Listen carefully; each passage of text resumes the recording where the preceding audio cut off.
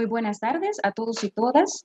El día de hoy tendremos la oportunidad de escuchar a la doctora Lesbi Amador, la cual es docente de la Facultad de Ciencias Médicas del Departamento de Cirugía y también es coordinadora de vinculación del Departamento de Cirugía y médico cirujano asistencial. Doctora, es un gusto tenerla el día de hoy como panelista en este proceso de teleeducación. Conforme avance la presentación, se irán añadiendo más personas. Les pido a todos, por favor, que mantengamos en silencio nuestro micrófono, también nuestra cámara apagada, y si van surgiendo preguntas, pueden ir realizándolas en el chat. Yo estaré pendientes en el momento en que termine la ponencia de la doctora en realizar o hacerles llegar estas preguntas a la especialista. Muchas gracias. Le voy a brindar ahora el host a la doctora Lesbi, la cual comenzará su presentación. Muchas gracias por hacer.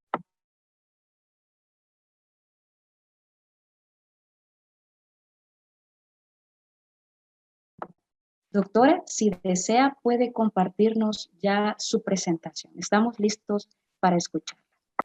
Bueno, buenas tardes a todos. Como estaba calendarizado, así le dijo como dijo nuestra compañera, el tema de hoy es abdomen agudo. Espero que no tenga problemas ahorita compartirlo porque no estaba familiarizada con hacer esto con la tableta.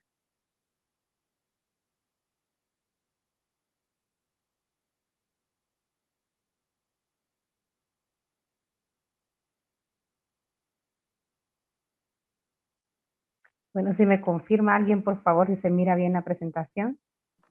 Sí, doctora, sí se logra ver. Bueno, entonces pues con esto damos inicio. El tema de hoy, como les dije al inicio, es abdomen agudo. Abdomen agudo es un tema muy importante tanto para el médico general como para el licenciado en enfermería, para el estudiante, incluso para el promotor en salud, conocerlo porque es una de las cosas que más nos llegan a las emergencias. Entonces, cuando no nos ha llegado un paciente a todos lados, ya sea en el centro de salud, sea al hospital, con dolor abdominal. Es por eso que es muy importante el tema. Entonces, abdomen agudo, decía un médico ya en el siglo pasado, muy importante, un cirujano, que decía que era uno de los diagnósticos más difíciles de hacer, porque es uno de los diagnósticos en el cual tenemos muy poco tiempo para tomar una decisión. ¿Qué tipo de decisiones? Vamos a ver que no en la mayoría de los casos, pero sí en un gran número o un gran porcentaje de pacientes, ellos van a terminar con un desenlace quirúrgico. Entonces, el tratamiento del paciente con dolor abdominal agudo no es fácil. Decirle, voy a dar tratamiento médico a un paciente con dolor abdominal agudo, es porque ya se descartó todo lo demás.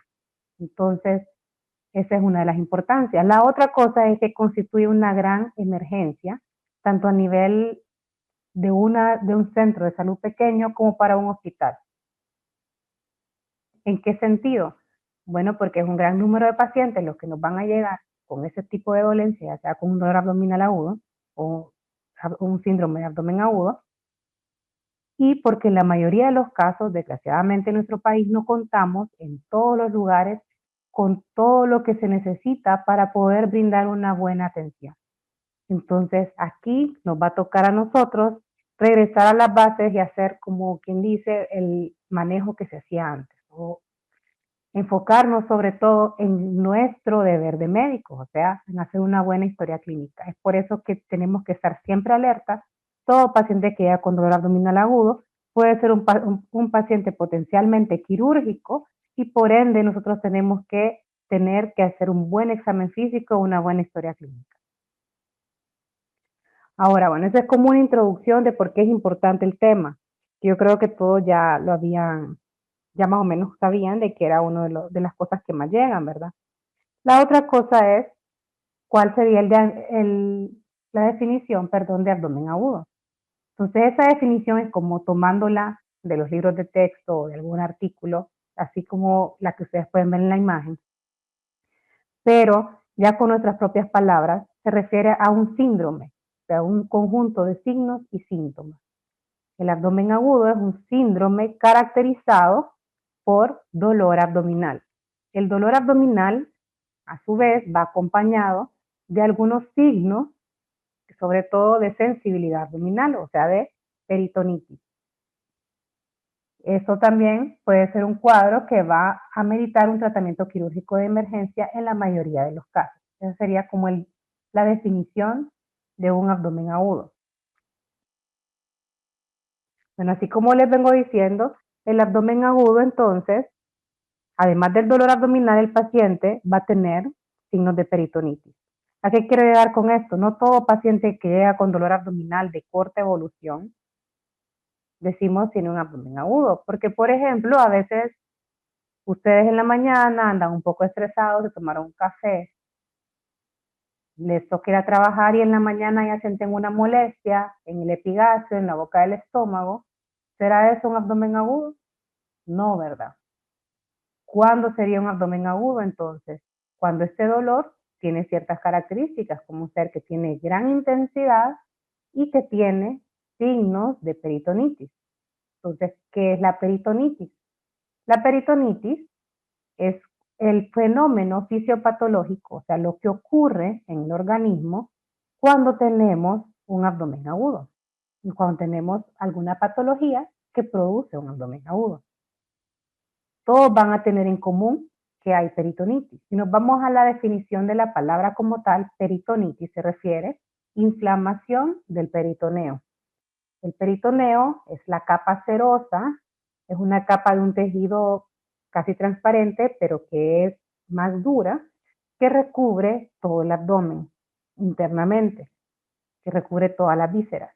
Entonces, la inflamación de esa capa se le denomina peritonitis. Las causas de esa inflamación, bueno, hay muchas clasificaciones y aquí en la diapositiva solo les traigo dos.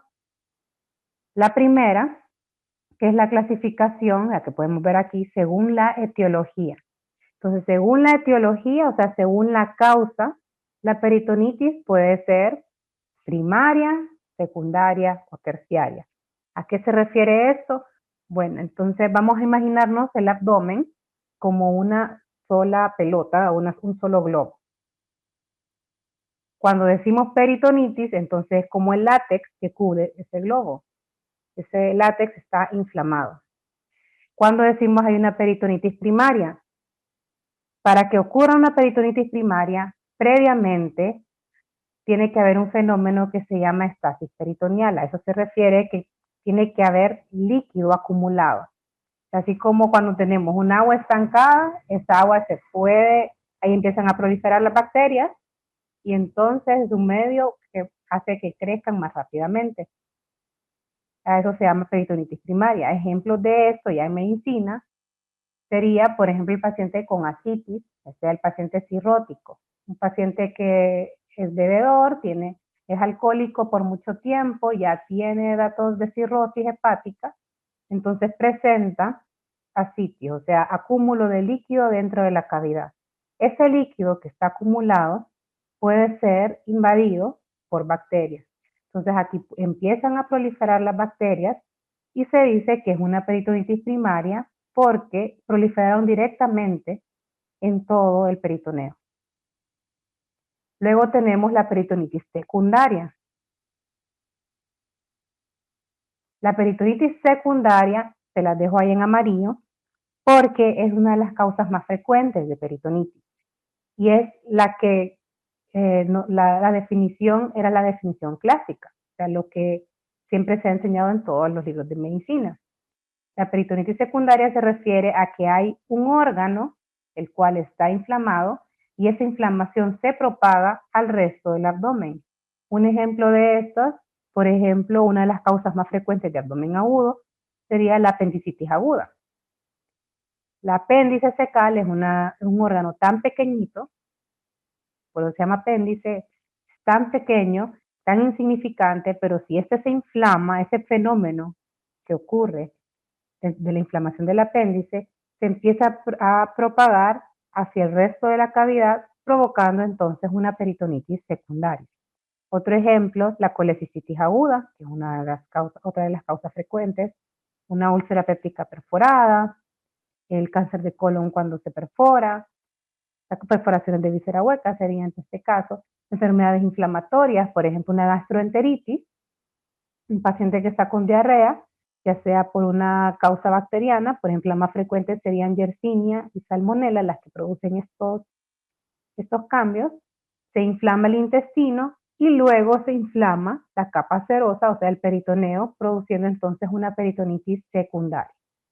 La mayoría de las causas secundarias, o sea, peritonitis secundarias, son las que ameritan manejo quirúrgico. Por eso es que también está encerrado en amarillo, porque son en las que tenemos que actuar rápidamente a tomar una decisión si el paciente va a ocupar o no un manejo quirúrgico. Tenemos también las peritonitis terciarias, que aquí ya el concepto es totalmente diferente a lo que veníamos diciendo. O sea, en la primaria se originó directamente en el peritoneo. En la secundaria se propagó de un órgano hacia el resto de la cavidad. Y en la terciaria es cuando ya se le había dado el manejo a una de estas dos peritonitis, sobre todo en la secundaria, y después de habérsele dado el manejo, el paciente tiene una recaída o una reincidencia y vuelve a presentar datos de peritonitis. Estas peritonitis terciarias tienen la particularidad de que suele afectar sobre todo a aquellos pacientes inmunosupresos, pacientes desnutridos, pacientes que están hospitalizados ya. Aquí ya se le dio todo el manejo, en muchos casos a veces los operamos de apendicitis aguda complicada, están varios días y luego nos reportan de que está otra vez presentando peritonitis. Entonces, en la mayoría de estos casos son patógenos que son sumamente resistentes, porque ya estamos hablando de gérmenes adquiridos intrahospitalariamente. Entonces, estas peritonitis terciarias ameritan un manejo un poco más extenuante. Muchas veces ameritan otra vez manejo quirúrgico y en algunos casos antibióticos que son de muy amplio espectro. Eso sería entonces la clasificación según la etiología. Ahora la clasificación según la extensión, que va de la mano con la otra, con lo que hemos venido hablando, sobre todo con esta segunda, se divide en localizada y generalizada. Localizada quiere decir de que está confinada a un segmento pequeño y generalizada es cuando ya se riega, por así decirlo, a toda la cavidad. Ejemplos, por ejemplo, una apendicitis, cuando se inflama su serosa, o sea, probablemente todavía no se ha perforado, ya tenemos datos locales de que hay inflamación del peritoneo. El peritoneo en este caso sería el peritoneo visceral, esa capa que recubre solo el apéndice, y luego esa se extiende y puede llegar a inflamar el peritoneo parietal, que es la que cubre a todo el resto de las vísceras. Entonces, esas serían las dos clasificaciones, que son las clasificaciones más ampliamente utilizadas, las que ustedes van a escuchar. Si tiene una peritonitis localizada, tiene peritonitis generalizada, primaria, secundaria o terciaria, sobre todo para tomar las decisiones en cuanto al manejo. Pero, en cuanto a lo que a nosotros nos compete como clínicos, sobre todo es esta clasificación, la clasificación de abdomen agudo, que de hecho hay como 5 clasificaciones, pero esta es la que más nos ayuda para tomar decisiones en el momento de estar en una sala de emergencias. Cuando ustedes llevan a un paciente a una sala de emergencias y le dice, este paciente lo tiene que ver el cirujano, ustedes están pensando, ¿será que ocupa operarse o no? Entonces eso es lo que piensa uno cuando va a hablar un paciente. ¿Será una causa quirúrgica o será una causa no quirúrgica? Y de eso se trata sobre todo esa presentación, diferenciar clínicamente aquellos casos en los que amerita que sea manejado en el área quirúrgica y aquellos casos en los cuales no es necesario o que no amerite que sea manejado de manera quirúrgica. Entonces, pues, siempre les digo, las causas no quirúrgicas son casi el triple que las causas quirúrgicas, son más, pero todo paciente con abdomen agudo debe ser evaluado por alguien que tenga experiencia en el área quirúrgica, ya sea un cirujano o alguien que tenga mucho entrenamiento en el área quirúrgica para saber si ocupa o no una cirugía. ¿Por qué hacemos ese hincapié? Porque si no se maneja el paciente adecuadamente en las primeras horas, entonces las complicaciones suelen ser fatales. Y aquellas causas de peritonitis secundaria, cuando son manejadas a tiempo, las mayorías tienen un pronóstico muy bueno. Ustedes han visto pacientes, por ejemplo, que llegan con lo más frecuente, la apendicitis aguda, llegan con un cuadro de apendicitis aguda bien temprano y al día siguiente se pueden ir a su casa. Pero pueden llegar pacientes que tal vez se les ha estado dando algunas otras cosas o no se llegó al diagnóstico a tiempo o el paciente no pudo ser movilizado, suele pasar, y entonces ya llega con una complicación, desde el momento en que llega al hospital ya llega complicado, entonces el pronóstico ya es diferente, ¿verdad? Ya no se va a ir al día siguiente a su casa, sino que va a estar más tiempo, muchas veces progresan a peritonitis terciarias y eso hace que empeore aún más, sobre todo porque suelen ser pacientes que tienen un mal estado nutricional o inmunológico inadecuado. Ahora vamos a iniciar algunas causas. Por ejemplo, las causas quirúrgicas frecuentes tenemos la apendicitis aguda, perforaciones de víscera hueca, colecistitis aguda, diverticulitis, ya hablando de segmentos diferentes en el colon. Tenemos las causas, también tenemos dentro de las quirúrgicas muchas patologías ginecológicas, como por ejemplo la torsión ovárica, el quiste ovario roto, embarazos ectópicos. Las causas no quirúrgicas tenemos desde causas metabólicas, causas neurológicas, tenemos causas inmunológicas, tenemos causas infecciosas. Bueno, hay un sinnúmero de causas, pero lo ideal entonces, ya que es más fácil descartar las que son pocas, entonces se descarta si el paciente tiene una causa quirúrgica para luego decidir cuál va a ser el manejo que se le va a dar. ¿En qué nos basamos entonces? Como les decía al inicio, sobre todo en nuestro medio, que cuesta mucho hacer a veces los exámenes, incluso se supone que el hospital escuela es el hospital más grande de Honduras, a nivel público, ¿verdad? Y muchas veces uno diría, bueno, lo va a mandar al hospital escuela porque ahí rápidamente le van a hacer todo. Y yo le pido un hemograma y tarda de 2 a 3 horas, y eso que es de emergencia. A veces las pruebas de imagen no están a la disposición, dependiendo la hora, ¿verdad? Entonces, ¿a qué nos vamos? Sobre todo, la anamnesis y el examen físico. Entonces, siempre hacer hincapié de poder hacer una buena historia clínica. Y eso se basa en un buen interrogatorio. Lo primero, la anamnesis. Entonces, ¿qué es lo que va a tener este paciente? Ya que decíamos dolor abdominal agudo, abdomen agudo, dolor. Entonces, ¿cuáles son las características de este dolor abdominal que me hagan pensar que el paciente está cursando con un síndrome de abdomen agudo? Eso es lo que vamos a ver a continuación. Y va de la mano con las características encontradas en el examen físico. Ya esto pasa a segundo plano. Las pruebas de laboratorio, pruebas de imagen, nos ayudan a corroborar lo que ya vimos aquí o a descartar otras posibles causas porque ya tenemos una impresión diagnóstica, o sea, tenemos varias posibles causas enlistadas. Entonces, hablando del dolor. El dolor abdominal, bueno, si recuerdan en semiología, se enseña todas las características del dolor, ¿verdad? Que son como 10 características. Y las características del dolor nos vamos a enfocar ahorita en el dolor abdominal, o sea, ya la localización sería abdominal. Y en esta imagen podemos ver algo muy importante. Recordemos que el dolor abdominal, tenemos dos tipos de dolor, el dolor visceral y el dolor somático. ¿Cuál es ese dolor visceral? Bueno, cuando se empezó a formar todo el intestino, todo el tracto digestivo, esto parte del intestino primitivo, el intestino anterior, medio y posterior. Entonces, todos los derivados del intestino anterior, su dolor visceral va a ser en el abdomen superior, hasta donde está esa línea donde dice el número 1.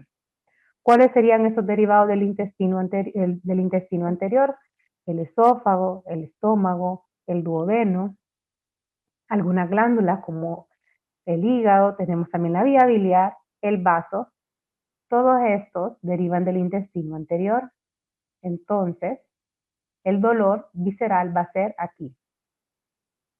Tenemos también los derivados del intestino medio, que es todo el territorio que irriga la mesentérica superior, que sería entonces desde el yeyuno hasta la mitad del colon. Yeyuno, ilion, apéndice, ciego, colon ascendente, flexura hepática y una parte del colon transverso.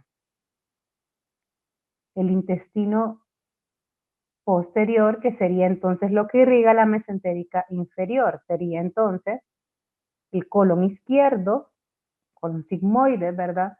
Parte del recto, y aquí también se unen los órganos pélvicos, que su dolor visceral va a ser también en el abdomen inferior. Entonces, a veces uno lo lee o lo escucha y dice, ya está difícil esto, pero entonces nos ubicamos anatómicamente. Por ejemplo, ya con ejemplos, tenemos uno de los órganos que son frecuentes que produce dolor, un dolor abdominal agudo, y que su origen en el intestino anterior es la vesícula. Entonces, cuando tenemos un dolor por vesícula, un cólico biliar o una colecitis aguda, en este caso, ya que estamos hablando de abdomen agudo, una colecitis aguda, el dolor va a iniciar en epigastrio, el dolor visceral. Otro ejemplo, ya de intestino medio, ahí tenemos el apéndice, que es la principal causa de dolor a todas las edades. Entonces, el dolor del apéndice inicia en el mesogastrio, el dolor visceral. Y tenemos, por ejemplo, del intestino, el intestino posterior, por ejemplo, los divertículos, que están en el colon izquierdo. Entonces, los divertículos, el dolor visceral es a nivel del hipogastrio, o sea, ya pélvico, porque la mayoría de los divertículos están localizados en el colon izquierdo. Bueno, eso sería en cuanto al dolor visceral. El dolor visceral después se transforma en un dolor somático. Entonces aquí es cuando nosotros decimos hay una migración del dolor. Aquí se refiere a esto, que el dolor inició en un lugar y luego se va hacia otro lugar. Por ejemplo, en un paciente con apendicitis aguda, en las primeras horas el dolor es visceral, porque lo que está inflamado únicamente es la apéndice. Cuando llega a inflamarse la serosa, o sea, el peritoneo que lo recubre, se convierte en un dolor somático. Entonces, el dolor migra, desaparece de aquí del ombligo y pasa hacia la localización donde se produce el dolor, o sea, donde está localizada el apéndice. En este caso sería, en la mayoría de veces, localizado en la fosa ilíaca derecha. Otro ejemplo clásico es la colecitis aguda, ya que es lo que estábamos diciendo, ¿verdad? El dolor visceral inicia en epigastrio, luego desaparece de aquí y se traslada al cuadrante superior derecho, hipocondrio derecho, porque aquí es donde está localizada la vesícula. Una vez que se inflama la serosa de la vesícula o el peritoneo que recubre la vesícula, se produce entonces este dolor aquí, se migró. El dolor también puede irradiarse. Aquí hablábamos de migración. Desapareció y volvió a aparecer en otro lado.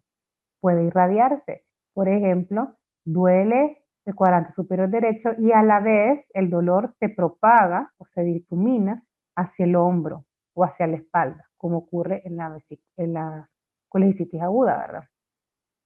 ¿A qué se refiere este término? Cuando el dolor es irradiado. Son dos términos diferentes. Es importante porque muchas veces las escalas que nosotros utilizamos para saber si el paciente es quirúrgico o no, nos basamos bastante en eso. Por ejemplo, la famosa escala de Alvarado, uno de los parámetros que mide para saber en cuanto al diagnóstico de apendicitis aguda es la migración del dolor. No es tanto que el paciente me diga, llegue con un dolor 10 de 10 o un dolor 8 de 10, porque eso es algo subjetivo, ¿verdad? Esa escala es algo subjetiva. Hay pacientes que están con una gran peritonitis, un abdomen en tabla, y ustedes los miran tranquilos en emergencia. Pero hay pacientes que tienen un abdomen en tabla y que están tranquilos, y hay pacientes que no tienen nada y están gritando del dolor en la emergencia. Entonces ya vamos a ver por qué ocurre eso también. Entonces, este es otro de los parámetros, la migración y la irradiación del dolor. Son cosas muy importantes para saber la causa de ese tipo de dolor abdominal. En cuanto al dolor abdominal agudo, o sea, el abdomen agudo, otras cosas que hay que diferenciar es la evolución. Nadie va a estar con un abdomen agudo por una semana, por 2 semanas. Va a buscar atención médica, a menos que esté, que definitivamente no pueda salir, pero lo intentó.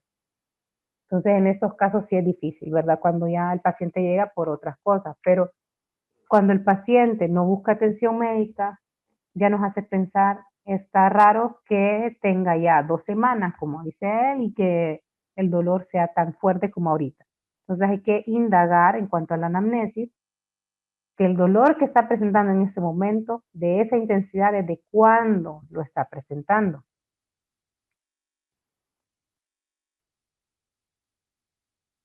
Bueno, la otra cosa es que hay dolores característicos de cada patología. Por ejemplo, bueno, ya vimos el dolor de la apendicitis, el dolor de la colecistitis aguda. Tenemos el dolor también de una pielonefritis, es característico porque donde le duele es la fosa renal, o sea, a nivel lumbar. El cólico nefrítico con su irradiación cuando está en el uréter, entonces se irradia hacia el lado inguinal. Y tenemos también, en cuanto al patrón del dolor, que hay varios patrones del dolor, o sea, tipos del dolor. Tenemos dolores que son continuos. La mayoría de pacientes que tienen un abdomen agudo, ellos refieren que el dolor es continuo. ¿A qué se refiere esto? Que el dolor no disminuye, el dolor puede ir aumentando, o sea, puede ir con un patrón en aumento, pero el dolor en ningún momento se quita o no cede. Cuando tenemos un patrón de dolor tipo cólico, en la mayoría de los casos no es un tipo de dolor quirúrgico. ¿Por qué? Porque eso se produce sobre todo en los cólicos intestinales cuando hay contracciones bruscas del intestino, entonces el paciente dice tengo un cólico. Al momento le duele, después a los 10 minutos ya le pasó, no le duele, de aquí a media hora otra vez está con el dolor, se le vuelve a quitar.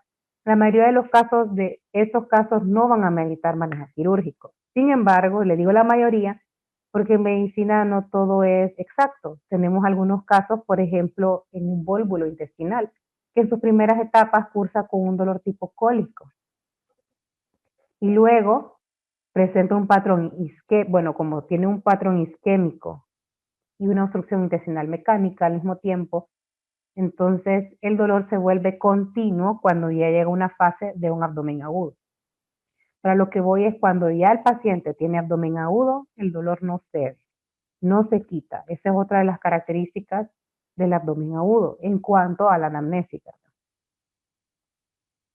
En el examen físico, entonces, vamos a ir a corroborar lo que nos está diciendo el paciente. Si en verdad el dolor que tiene es tan fuerte, y vamos a hacer algunos signos. Vamos a ir a buscar qué es lo que le duele. Siempre, bueno, en esta imagen está al revés. Para evaluar al paciente, lo mejor es colocarse en el lado derecho. Y siempre cuando estamos evaluando al paciente, sobre todo el abdomen, no hacer caso tanto en lo que nos dice, sino que lo que observamos. Sobre todo, por ejemplo, cuando estamos lidiando con adolescentes. A veces uno los toca y empiezan a decir, ay, me duele, pero ustedes miran de que en realidad no presenta resistencia muscular, o lo más importante es ver la fascia. Hay que buscar un ambiente tranquilo para poder revisar al paciente, sobre todo aquellos niños, que es difícil revisar niños. Y cuando los vamos a revisar, a veces cuando está la mamá, empiezan a hacer el berrinche, aquellos niños pequeños entre 2, 4, 5 años. Entonces tratar de tranquilizarlos, llevarlos a su zona de confort y una vez que están tranquilos, empezar a hacer nuestro examen físico. Siempre en el examen físico tomamos los pasos que están aquí, ¿verdad? ¿Cuáles son esos pasos? Inspección, auscultación, percusión y palpación, en ese mismo orden. ¿Qué es lo que vamos a buscar en este examen físico? Signos de irritación peritoneal. Vamos a buscar signos de irritación peritoneal en la inspección, signos de irritación peritoneal en la auscultación, signos de irritación peritoneal en la percusión Signos de irritación peritoneal en la palpación. ¿Cuáles signos podemos encontrar en la inspección? O sea, desde que el paciente llega, nosotros podemos ver la actitud que el paciente tiene. A veces es frecuente que el paciente está caminando y coloque su mano al caminar en el lugar donde le duele, sobre todo cuando estamos con dolores pélvicos.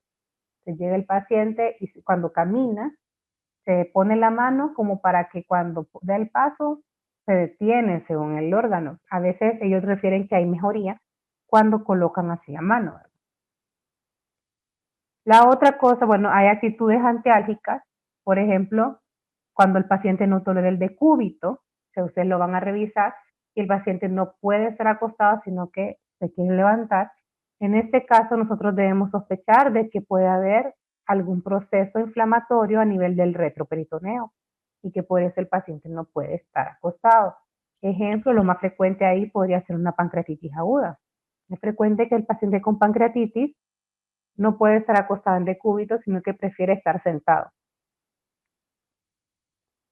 Otra actitud antiálgica puede ser de que el paciente se pone en alguna posición. Por ejemplo, el paciente que se pone en cuclilla, cuando miramos un paciente que no quiere pararse, no quiere extender, es porque ya hay irritación de los músculos rectos abdominales. Entonces ya este paciente puede tener una peritonitis generalizada. Eso para ver en cuanto a la actitud del paciente. Luego, ya en el examen físico de la región abdominal, en la inspección, lo que tenemos que ir a buscar, perdón, por medio del examen físico visual, signos de irritación peritoneal.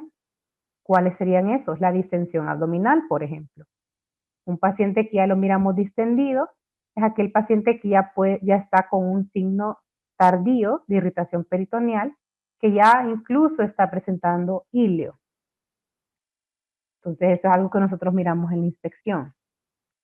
Otra cosa que podemos ver son asimetrías en cuanto al abdomen. Por ejemplo, podemos tener que en el lado izquierdo hay una masa que se mira más elevado que en el lado derecho, o viceversa.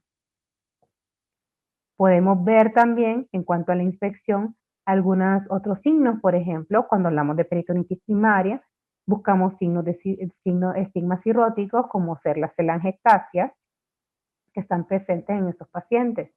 Hay signos que se pueden ver también como el de Cullen y el signo de Gray-Turner, que estos son las equimosis, el de Cullen periumbilical y el de Gray-Turner en los flancos, en aquellos pacientes que tienen una hemorragia a nivel de retroperitoneo. Por ejemplo, lo más frecuente, sin antecedente de trauma, sería entonces una pancreatitis aguda necrohemorrágica. Entonces, solo para ilustrar en cuanto a algunas cosas en la inspección. En la auscultación, ¿qué nos vamos a enfocar? ¿Tiene o no tiene ruidos intestinales? Si los tiene, la calidad de esos ruidos. En cuanto a la calidad, nos vamos a enfocar en la frecuencia y en la intensidad. Y siempre vamos a buscar 2 puntos. Ojo, empezamos a revisar a nivel de la fosa ilíaca derecha, ahí auscultamos, porque está la válvula ileocecal, entonces es el lugar donde mejor vamos a ocultar los ruidos. Si encontramos que no hay ruidos, buscamos en otro lado totalmente opuesto, por ejemplo en el lado izquierdo.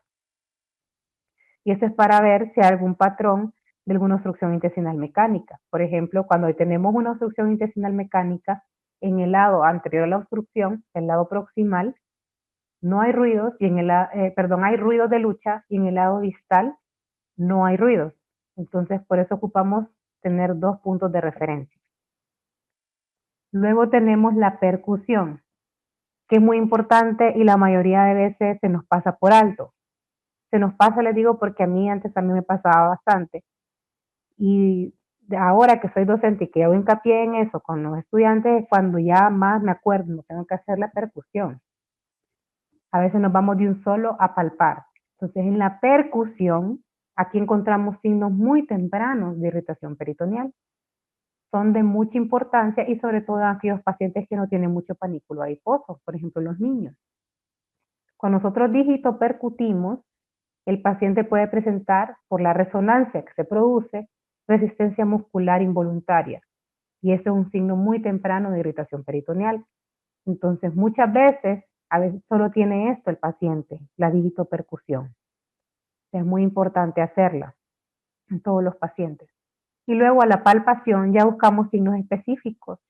Por ejemplo, el famoso signo de Bloomberg o signo de rebote, en el cual nosotros introducimos nuestros dedos y cuando lo retiramos a la retirada brusca, el paciente presenta la resistencia o refiere el dolor.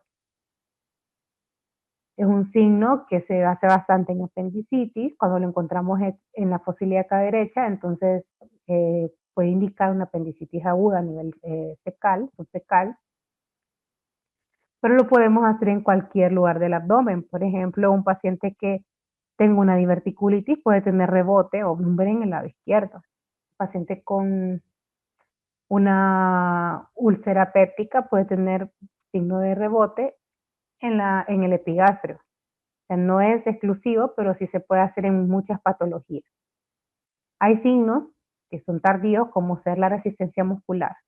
La resistencia muscular involuntaria, sobre todo los rectos abdominales, es un signo que nosotros ya decimos el abdomen está en tabla, está totalmente contraído. Entonces, en este caso, ya nos indica una peritonitis generalizada. ¿A qué voy con esto? Todo paciente que tengamos nuestra duda, que puede tener un abdomen agudo, ya sea porque tenga un signo muy temprano, ¿cuáles serían esos? Bueno, les dije uno, la digitopercusión. Cuando hay dolor de la digitopercusión, otro es el signo de jumping, que se le pide al paciente que salte, y al saltar, como hace el rebote interno, la víscera, sobre todo aquellos órganos que son intraperitoneales, entonces produce dolor en el sitio.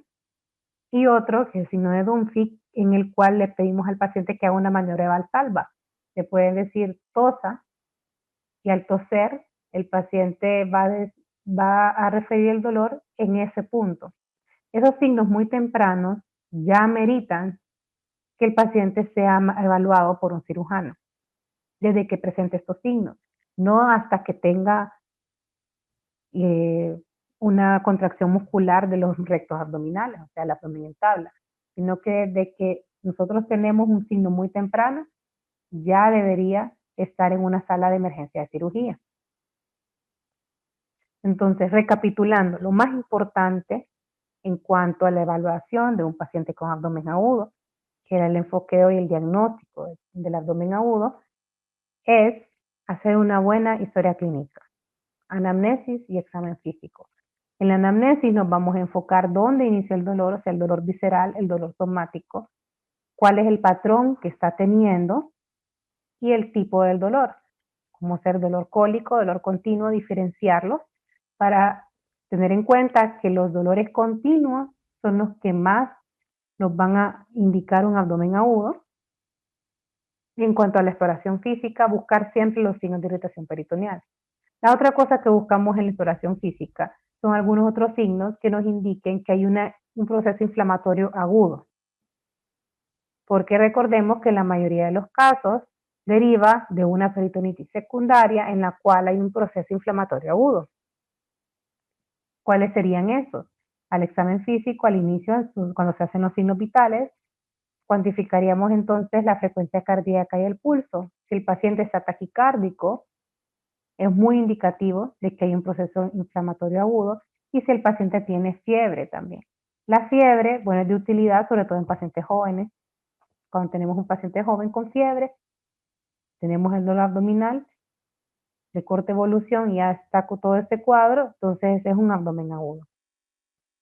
El abdomen agudo en la mayoría de los casos no es de las pocas circunstancias en las cuales decidimos operar sin tener un diagnóstico certero. Siempre les repito, bueno, a mis estudiantes siempre les repito esto. En cirugía la mayoría de veces nos gusta hacer todos los estudios, porque son cirugías, cuando son cirugías electivas, ¿verdad? Entonces cuando son cirugías electivas, uno hasta que ya tiene todo el diagnóstico, ya programa al paciente y ya sabe qué es lo que va a ir a hacer. Pero en emergencia, no, en emergencia nos vamos con diagnósticos presuntivos. O sea que aquí es bien importante esto, el examen físico, toda la evaluación clínica. Podemos apoyarnos también en los estudios diagnósticos y estudios de gabinete. Los estudios diagnósticos son aquellos que nos orientan o nos ayudan a fortalecer lo que ya vimos en el examen físico. Por ejemplo, si estamos pensando que el paciente lo que tiene es una pancreatitis aguda, el estudio diagnóstico sería hacer sus enzimas pancreáticas y la tomografía, si se pudiera, ¿verdad? Los estudios de gabinete son los que nos ayudan a saber si no es otra cosa lo que está teniendo. Por ejemplo, se le puede pedir las pruebas de función hepática para descartar que no sea otra cosa, ¿verdad? O se le puede pedir otros exámenes para caracterizar qué tipo de pancreatitis sería. Siempre les hago hincapié en esto, que no nos enfoquemos en los estudios, sino que nos enfoquemos en la clínica. Esto solo nos apoya a nuestro diagnóstico. Entonces los estudios diagnósticos y los estudios de gabinete no pueden enlentecer, en este caso, el manejo cuando ya hemos decidido por clínica que el paciente lo que tiene es un abdomen agudo, o sea, lo que tiene es una peritonitis, ya sea una peritonitis localizada o una peritonitis generalizada. El manejo en la mayoría de los casos, porque en la mayoría de los casos es quirúrgico, entonces por eso estos estudios pasarían a un segundo plano en caso de no contar con ellos.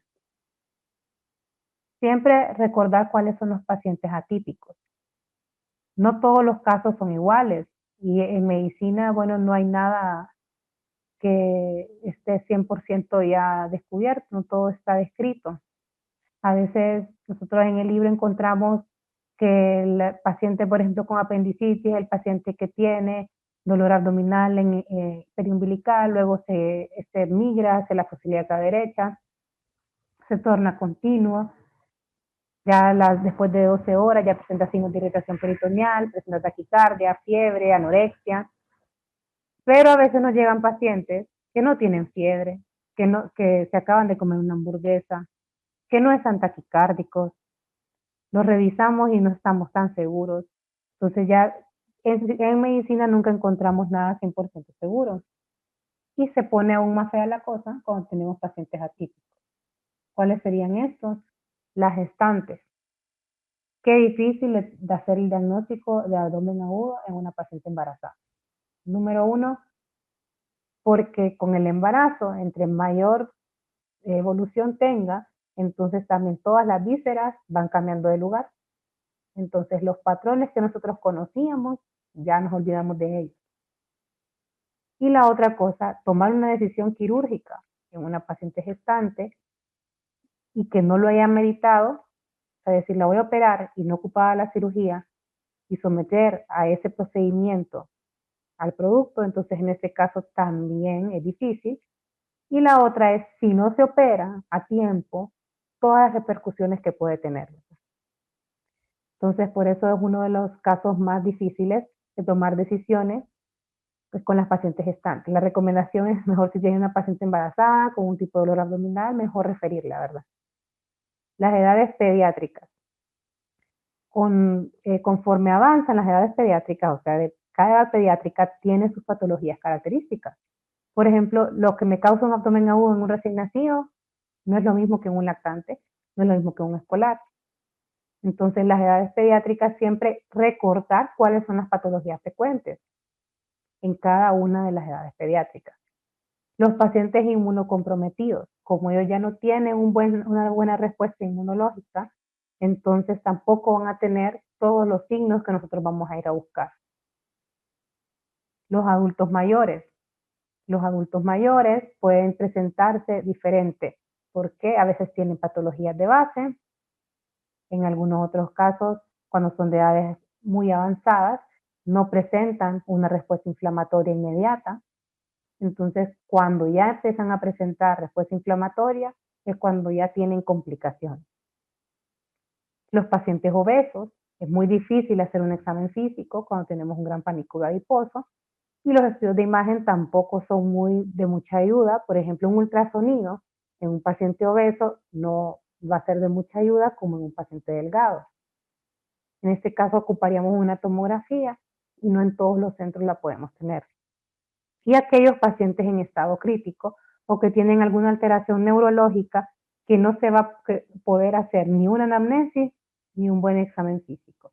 Entonces, en estos pacientes sí nos enfocamos sobre todo con los estudios de apoyo, ya sea de diagnóstico o de gabinete. Bueno, no sé si tienen alguna pregunta, es una presentación corta, sobre todo era encaminada cuál es el abordaje diagnóstico que se tiene que hacer en un paciente con abdomen agudo.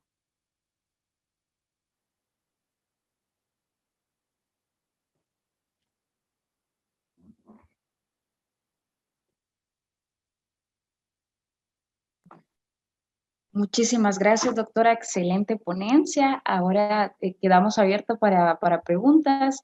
Si alguna o alguno de ustedes tienen alguna duda o alguna experiencia que quieran compartir. La doctora Lesbi sabe que muchos son del departamento de Gracias a Dios o se encuentran en comunidades alejadas donde los pacientes se pueden complicar de un momento a otro y donde la evaluación médica en este momento, la anamnesis que podamos hacer el paciente nos va a revelar mucha información oportuna para el traslado de ese paciente, recalcando siempre tomar en cuenta la parte de los signos de irritación inicial que tenga ese paciente. No sé si hay alguna duda o pregunta. En el chat me aparece que no, doctora. No sé si usted tuviese alguna recomendación extra para aquellos lugares que sí se encuentran con pacientes que van a poder viajar de 8 a 9 horas para poder llegar a un establecimiento de salud. Mire, en cuanto a eso, cuando tenemos un paciente con dolor abdominal agudo, con un síndrome de abdomen agudo, es un paciente que, o sea, uno tiene que ponerse en los pies de él. Tenemos mucho dolor y tal vez para ser operado ocupa un viaje de 8 a 10 horas. En ese caso, considerar dentro del manejo inmediato el uso de analgésicos. Sobre todo si ya sabemos que el manejo es quirúrgico y solo estamos esperando el procedimiento.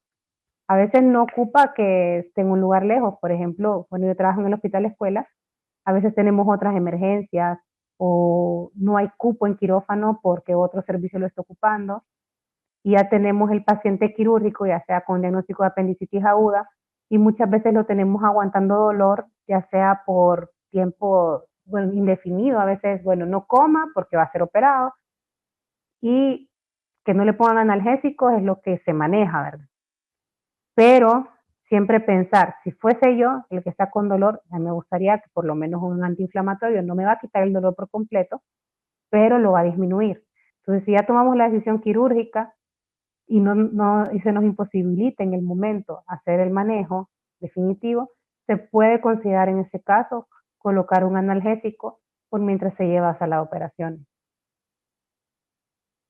Que siempre eso se nos pasa por alto, sobre todo en las instituciones públicas, colocarle algún analgésico al paciente. La otra cosa es si vamos a tener demora en el traslado, si nosotros sospechamos de que está con un cuadro de ese tipo, empezar dentro también del manejo médico el uso de antibióticos de manera temprana, porque se ha visto según los estudios de que si nosotros colocamos los antibióticos de amplio espectro, ya sea en este caso, en la mayoría de veces, vamos a ver de que cuando son patologías abdominales, se puede dejar algún antibiótico para gram negativos o anaerobios, se puede dejar previo a la cirugía, entonces en este caso empezar el tratamiento con antibióticos previo al traslado, para que el paciente ya vaya con algo, pues, y evitar de que se vaya a complicar más.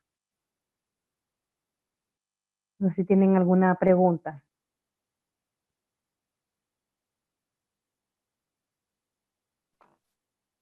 Doctora, no hemos recibido preguntas en nuestro grupo de chats, más que felicitaciones por el repaso práctico y excelente.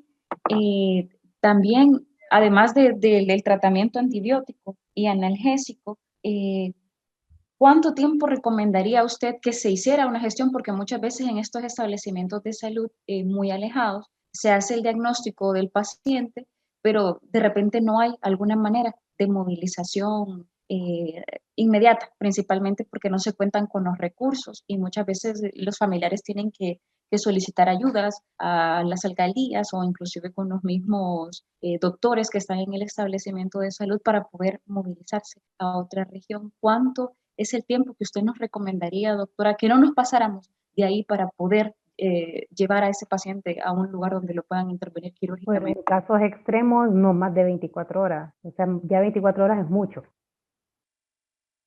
Pero yo entiendo, porque muchas veces vienen pacientes, tienen 5 días y tal vez era que estaban esperando, estaban en Intibucá y estaban esperando una ambulancia. Y suele pasar a veces en nuestro medio. Entonces, en el caso de que se nos demore mucho el traslado, sí empezar con el manejo médico, ya sea con lo primordial, los antibióticos. Si el paciente está con mucho dolor, siempre pensar en él y ponerle el analgésico. Manejo de líquidos y electrolitos, porque el paciente lo tenemos en ayuno y además está en un proceso de catabolismo. Entonces, lo mejor es ponerle sus buenos líquidos de mantenimiento y pensar de que va a absorber sus reservas, entonces dejar manejo de electrolítico, por ejemplo, dejarle su solución con potasio para evitar de que cuando llegue al establecimiento ahora digan, no, ya no se va a operar porque tiene hipocalemia o tiene alguna otra cosa.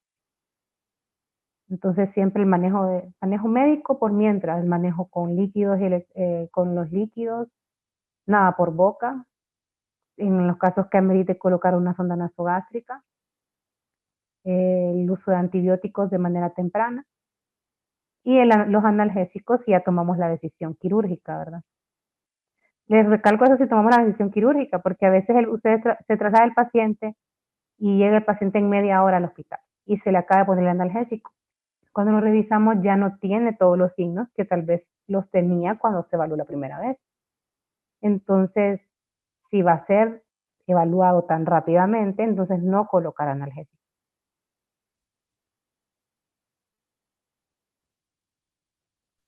Muchísimas gracias, doctora. Excelente participación. Muchas gracias por contestar las preguntas. Solo decirle a los demás también que muchas gracias por estar aquí. Les dejo en el chat un link para que puedan contestar sobre la satisfacción que han tenido en el momento de las intervenciones de teleeducación y así poder seguir mejorando en un futuro. Ya llegamos a la hora del cierre, siempre agradeciendo al Departamento de Cirugía, a la doctora Lesbia Amador por brindarnos su tiempo para que podamos seguir enriqueciéndonos, ¿verdad? Y recordar esas evaluaciones que no solamente tenemos que ir a hacer signo de rebote y si está negativo, pues no, el paciente está bien, párese y váyase a su casa, sino que ser más minuciosos y saber cómo actuar con el poco tiempo que tenemos frente a un abdomen agudo. Muchísimas gracias, doctora, muchísimas gracias a los participantes y esto sería todo por el día de hoy. Bueno, muchas gracias a ustedes por la invitación.